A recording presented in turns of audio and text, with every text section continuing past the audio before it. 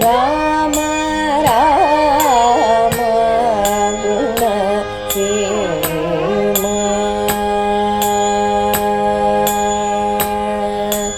ರಾಮ ರಾಮ ಗುಣ ಸೇಮ.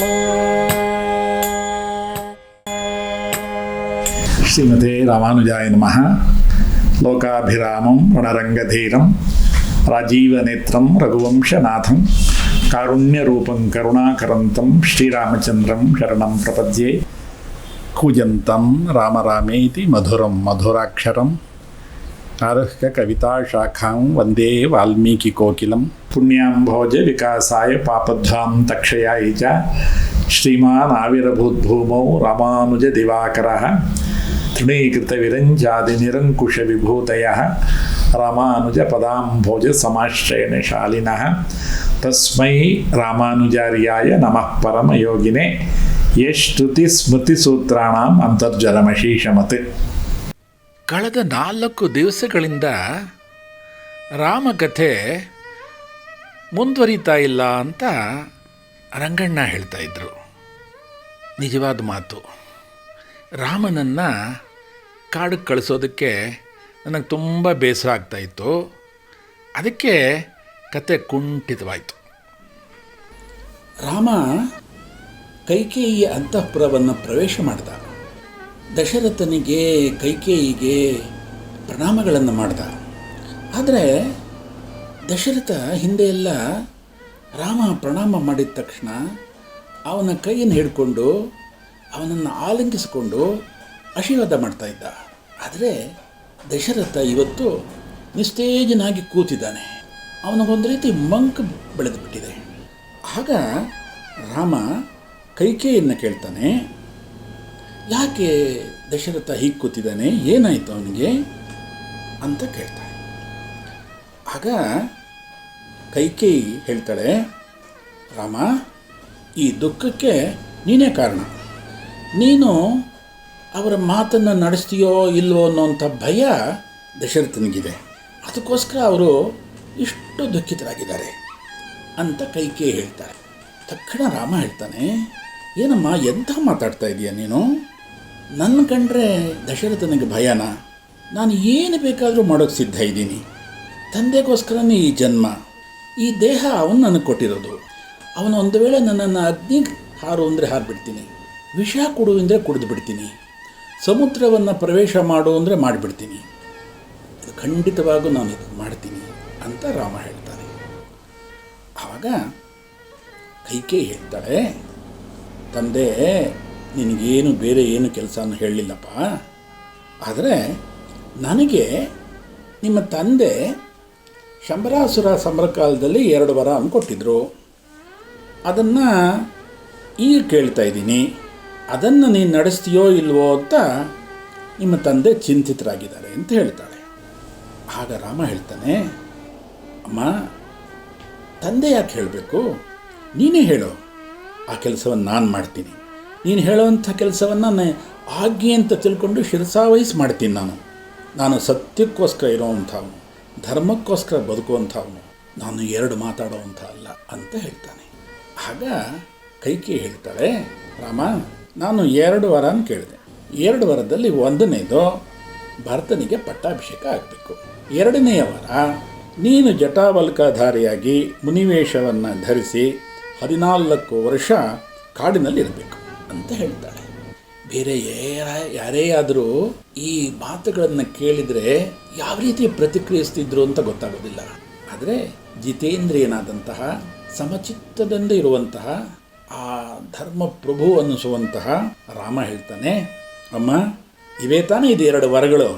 ಇದಕ್ಕೋಸ್ಕರ ಯಾಕೆ ಇಷ್ಟು ವ್ಯಥೆ ಪಡ್ತೀಯಾ? ಏನು ಯೋಚನೆ ಮಾಡಬೇಡ. ಈ 2 ವರಗಳನ್ನು ನಾನು ಅತ್ಯಂತ ಪ್ರೀತಿಯಿಂದ ಸ್ವೀಕರಿಸ್ತೀನಿ. ನನಗೆ ನೀನೊಂದು ಉಪಕಾರ ಮಾಡಿದೆ.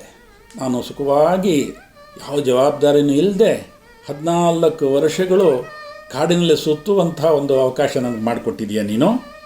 ಈ ಎಲ್ಲ ಸಮಸ್ತ ರಾಜ್ಯಭಾರವನ್ನು ಭರತನಿಗೆ ವಹಿಸ್ತೀನಿ. ಭರತ ಮಾಡಲಿ. ಈಗ ನನ್ನ ಪಟ್ಟಾಭಿಷೇಕಕ್ಕೋಸ್ಕರ ಏನೇನು ಸಿದ್ಧತೆಗಳು ನಡೆದಿದೆಯೋ ಅದೆಲ್ಲವೂ ಭರತನ ಪಟ್ಟಾಭಿಷೇಕಕ್ಕೆ ಉಪಯೋಗಿಸಿ. ಈಗಲೇ ಹೇಳಿ ಕಳಿಸು, ಭರತ ಅಯೋಧ್ಯೆಗೆ ಬರಲಿ ಅಂತ ಹೇಳ್ತಾನೆ ರಾಮ. ಕೈಕೇಯಿ ಅಷ್ಟಕ್ಕೆ ಬಿಡೋದಿಲ್ಲ. ಅವಳ ಕ್ರೂರವಾದಂಥ ಮಾತುಗಳಿದೆಯಲ್ಲ, ಕೇಳಲಿಕ್ಕೆ ಸಾಧ್ಯ ಆಗೋದಿಲ್ಲ. ಅದೆಲ್ಲ ಒಂದು ಕಡೆ ಇರಲಿ, ನೀನು ತಕ್ಷಣ ಕಾಡಿಗೆ ಹೊರಡು. ಯಾಕೆಂದ್ರೆ ನೀನು ಎಷ್ಟು ಬೇಗ ಕಾಡಿಗೆ ಹೋದರೆ ದಶರಥನಿಗೆ ಅಷ್ಟು ಸಂತೋಷ ಆಗುತ್ತೆ. ಆಗಲಿ, ನಾನು ಈಗಲೇ ಹೊರಡ್ತೀನಿ. ಆದರೆ ನಾನು ನನ್ನ ತಾಯಿ ಕೌಸಲ್ಯಗೆ ಹೋಗ್ಬಿಟ್ಟು ಅವಳಿಗೆ ಹೇಳಿ ಅವಳ ಆಶೀರ್ವಾದವನ್ನು ಪಡೆದು ನಾನು ಕಾಡಿಗೆ ಹೊರಡ್ತೀನಿ ಅಂತ ಹೇಳಿಬಿಟ್ಟು ರಾಮ ಅಲ್ಲಿಂದ ಹೊರಟು ಕೌಸಲ್ಯ ಅಂತಃಪುರಕ್ಕೆ ಬರ್ತಾನೆ. ಈ ಎಲ್ಲ ಮಾತುಗಳನ್ನು ಜೊತೆಯಲ್ಲಿದ್ದಂಥ ಲಕ್ಷ್ಮಣ ಕೇಳಿಸ್ಕೊಂಡ. ಅವನು ತಕ್ಷಣ ದಂದುದ್ಧಾರಿ ಆಗ್ಬಿಟ್ಟ. 1000 ಹೆಡೆಯ ಸರ್ಪದಂತೆ ಬುಸ್ಕುಟ್ತಾ ಇದ್ದ ಲಕ್ಷ್ಮಣ. ರಾಮನಿಗೆ ವನವಾಸನ? ಇದು ಸಾಧ್ಯ ಇಲ್ಲ, ಇದು ಖಂಡಿತ ಸಾಧ್ಯ ಇಲ್ಲ ಅಂತ 2 ಕಣ್ಣುಗಳಿಂದ ಧಾರಾಕಾರವಾಗಿ ಅವನು ನೀರು ಸುರಿಸ್ತಾನೆ. ತನ್ನ ಹೃದಯದಲ್ಲಿ ಕೈಕೇಯಿ ಬಗ್ಗೆ, ದಶರಥನ ಬಗ್ಗೆ ಕೋಪಾಗ್ನಿ ಪ್ರಜ್ವಲಿಸೋಕೆ ಶುರು ಆಗುತ್ತೆ. ರಾಮ ಅಲ್ಲಿಂದ ಹೊರಟು ಕೌಸಲ್ಯೆಯ ಅಂತಃಪುರವನ್ನು ಪ್ರವೇಶ ಮಾಡ್ತಾನೆ. ಕೌಸಲ್ಯೆ ಮೊದಲನೇ ದಿವಸ ರಾತ್ರಿ ನಾರಾಯಣನ ಪೂಜೆಯನ್ನು, ಶ್ರೀಮನ್ನಾರಾಯಣನ ಪೂಜೆಯನ್ನು ಯಥಾವಿಧಿಯಾಗಿ ಮಾಡಿ ಬ್ರಾಹ್ಮಣರಿಗೆಲ್ಲ ಯಥೇಚ್ಛವಾದಂತಹ ದಾನವನ್ನು ಕೊಡ್ತಾಳೆ. ರಾಮನ ಪಟ್ಟಾಭಿಷೇಕ ನಿರ್ವಿಘ್ನವಾಗಿ ನಡೀಲಿ, ರಾಮನಿಗೆ ಎಲ್ಲ ವಿಧವಾದಂಥ ಶ್ರೇಯಸ್ ಸಿಕ್ಕಲಿ ಅಂತ ಭಗವಂತನಲ್ಲಿ ಪ್ರಾರ್ಥನೆ ಮಾಡ್ತಾಳೆ. ಆಗ ರಾಮ ಅಂತಃಪುರವನ್ನು ಪ್ರವೇಶ ಮಾಡ್ತಾ ಅಮ್ಮ ಅಂತ ಕೂತ್ಕೊಂಡು ಬರ್ತಾನೆ. ಕೌಸಲ್ಯಗೆ ಆನಂದ ಆಗಿಬಿಡುತ್ತೆ. ರಾಮ, ನಿನಗಿವತ್ತು ಪಟ್ಟಾಭಿಷೇಕಪ್ಪ, ಅದಕ್ಕೋಸ್ಕರ ನಾನು ನಿನ್ನೆಯಿಂದ ಭಗವಂತನನ್ನು ಪೂಜೆ ಮಾಡಿ ಪ್ರಾರ್ಥನೆ ಮಾಡಿ ನಿನ್ನ ಪಟ್ಟಾಭಿಷೇಕ ನಿರ್ವಿಘ್ನವಾಗಿ ನಡೀಲಿ, ನಿನಗೆ ಎಲ್ಲ ಶ್ರೇಯಸ್ಸು ಸಿಕ್ಕಲಿ ಅಂತ ಪ್ರಾರ್ಥನೆ ಮಾಡಿದ್ದೀನಿ ಅಂತ ಹೇಳಿ ರಾಮನನ್ನು ಆಲಿಂಗನ ಮಾಡಿಕೊಳ್ತಾಳೆ. ಇಲ್ಲೇ ಕುಳಿತುಕೋ ಬಾ ಅಂತ ಪಕ್ಕದ ಸಿಂಹಾಸನವನ್ನು ತೋರಿಸ್ತಾಳೆ. ಆದರೆ ರಾಮ ನೋಡಿ ಆ ಸಿಂಹಾಸನವನ್ನು ಸ್ಪರ್ಶ ಮಾಡಿದ ಅಷ್ಟೇ ಕೂತ್ಕೊಳ್ಳಿಲ್ಲ. ಆತ ಧರ್ಮಪ್ರಭು. ಆಗಾಗಲೇ ಮಾನಸಿಕವಾಗಿ ಅವನು ಅಯೋಧ್ಯೆಯ ಸಂಬಂಧವನ್ನು ಬಿಟ್ಬಿಟ್ಟಿರ್ತಾನೆ. ತಾನು ರಾಜ ಅಂತ ಸ್ಮರಣೆಗೂ ಮಾಡ್ಕೊಳ್ಳೋದಿಲ್ಲ. ನಂತರ ಸ್ವಲ್ಪ ಸುಧಾರಿಸ್ಕೊಂಡು ಕೌಸಲ್ಯ ರಾಮನನ್ನು ನೋಡ್ತಾಳೆ. ರಾಮನ ಕಣ್ಣಿಗಳ ನಂಚಿನಲ್ಲಿ ನೀರು ತೊಟ್ಟಕಿರ್ತು. ಅಮ್ಮ, ನೀನು ತೋರಿಸಿದಂಥ ಆಸನ ಇದೆಯಲ್ಲ, ಅದು ನನಗೆ ಅಲ್ಲ. ನಾನು 14 ವರ್ಷಗಳ ಕಾಲ ಮುನಿವೇಷದಲ್ಲಿ ದಂಡಕಾರಣ್ಯಕ್ಕೆ ನಾನು ಹೋಗಬೇಕಾಗಿದೆ. ಇದನ್ನು ಕೈಕೇಯಿ ಈಗಾಗಲೇ ನನಗೆ ತಿಳಿಸಿದ್ದಾಳೆ. ನಾನು ಅವಳಿಗೆ ಮಾತು ಕೊಟ್ಟಿದ್ದೀನಿ, ದಶರಥನ ಆ 2 ವರಗಳನ್ನು ನಾನು ಪೂರೈಸ್ತೀನಿ ಅಂತ ಹೇಳಿ ಮಾತು ಕೊಟ್ಟಿದ್ದೀನಿ. ಅದರಿಂದ ನಿನ್ನ ಆಶೀರ್ವಾದ ಪಡೆಯೋದಕ್ಕೋಸ್ಕರ ಇಲ್ಲಿಗೆ ಬಂದೆ ಅಂತ ರಾಮ ಹೇಳ್ತಾನೆ. ಈ ಕಠೋರವಾದಂಥ ಮಾತುಗಳನ್ನು ಕೇಳಿದ ತಕ್ಷಣ ಕೌಸಲ್ಯೆ ಪ್ರಜ್ಞಾಹೀನಳಾಗ್ಬಿಡ್ತಾಳೆ. ತಕ್ಷಣ ರಾಮನೇ ಕೌಸಲ್ಯನ್ನು ಎತ್ತು ತನ್ನ ತೊಡೆಯ ಮೇಲೆ ಮಲಗಿಸ್ಕೊಳ್ತಾನೆ. ತನ್ನ ಉತ್ತರೀಯದಿಂದ ಕೌಸಲ್ಯನ್ನು ಮೆಲ್ಲಿಗೆ ಒರೆಸ್ತಾನೆ. ರಾಮ, ಇದೇನು ಹೇಳ್ತಾ ಇದೀಯಾ ಅಂತ ಕೌಸಲ್ಯ ಕೇಳ್ತಾಳೆ. ನೀನು ಯಾತಕ್ಕೋಸ್ಕರ ಕಾಡಿಗೆ ಹೋಗಬೇಕು? ನೀನು ಏನು ಅಪರಾಧ ಮಾಡಿದ್ದು? ಮೊದಲಿನಿಂದ ಹಾಗೆಪ್ಪ ಕೈಕೇಯಿ ತನ್ನದನ್ನೇ ಸಾಧಿಸ್ಕೊಳ್ತಾ ಇದ್ದಾಳೆ. ನಾನು ಇದುವರೆಗೆ ಒಂದು ದಿವಸ ಸಂತೋಷ ಪಡಲಿಲ್ಲ ರಾಮ. ಬಹಳ ಕಾಲ ಆದಮೇಲೆ ನೀನು ಹುಟ್ಟಿದೆ. ನಿನ್ನ ಒಂದು ಗುಣಾನುಭವಗಳನ್ನೆಲ್ಲ ಕೇಳಿ ಕೇಳಿ ಆನಂದ ಪಡ್ತಾ ಇದ್ದೀನಿ. ಇಂತಹ ಸಂತೋಷದ ಸಂಭ್ರಮದ ಕಾಲದಲ್ಲಿ ನನಗೆ ಈ ದುಃಖ ಬಂದ್ಬಿಡ್ತಲ್ಲಪ್ಪ, ಇದು ನನ್ನ ಕರ್ಮ ಅಂತ ಮತ್ತೆ ಕೌಸಲ್ಯೆ ಅಳೋದಕ್ಕೆ ಶುರು ಮಾಡ್ತಾಳೆ. ಶ್ರೀರಾಮ ಕೌಸಲ್ಯೆಯ ಅಂತಃಪುರಕ್ಕೆ ಬಂದ. ಶ್ರೀಮದ್ ರಾಮಾಯಣದಲ್ಲಿ ಅತ್ಯಂತ ಗಾಂಭೀರ್ಯದ ವ್ಯಕ್ತಿತ್ವ ಕೌಸಲ್ಯದು. ತನ್ನ ಜೀವನ ಪೂರ್ತಿ ನೋವನ್ನು ನುಂಗಿದ್ಲು. ರಾಮ ಮಾತೆಯಾಗಿ ಎಲ್ಲರಿಂದ ಆದರಿಸಲ್ಪಟ್ಟವಳು. ಉತ್ತಮ ಸಾಧ್ವಿಮಣಿ ಕೌಸಲ್ಯ. ಶ್ರೀರಾಮನ ವನವಾಸದ ಸಂಗತಿಯನ್ನು ಕೇಳಿ ಮೂರ್ಛೆ ಹೋಗಿದ್ದಂತಹ ಕೌಸಲ್ಯ ಹಾಗೇ ಚೇತರಿಸ್ಕೊಳ್ತಾಳೆ. ತನ್ನ ದುಃಖವನ್ನು ತಡೆದುಕೊಂಡು ರಾಮನಿಗೆ ಆಶೀರ್ವಾದ ಮಾಡ್ತಾಳೆ. ಎಲ್ಲ ಮಂಗಳಗಳು ನಿನ್ನದಾಗಲಿ ಅಂತಾಳೆ. ವಿಜಯಿಯಾಗಿ ವಿಜಯ ರಾಘವನಾಗಿ ಹಿಂತಿರುಗು ಅಂತ ಮನಸಾರೆ ಹರಿಸ್ತಾಳೆ. ವೇದೋಕ್ತ ಮಂಗಳಗಳನ್ನೆಲ್ಲ ಹೇಳ್ತಾಳೆ. ವಿಶಲ್ಯಕರಣಿ ಅಂತ ಒಂದು ಮೂಲಿಕೆ, ಔಷಧಿಯ ಮೂಲಿಕೆ ಅದು. ಅದನ್ನು ಶ್ರೀರಾಮನ ತೋಳಿಗೆ ಕಟ್ಟಿದ್ಲು. ಒಳಗಡೆಯಿಂದ ಬರ್ತಾ ಇದ್ದಂಥ ದುಃಖವನ್ನೆಲ್ಲ ತಡೆದುಕೊಂಡ್ಳು. ಒಂದು ಕ್ಷಣಕಾಲ ನಗುಮುಖವನ್ನು ತರಿಸ್ಕೊಂಡ್ಳು.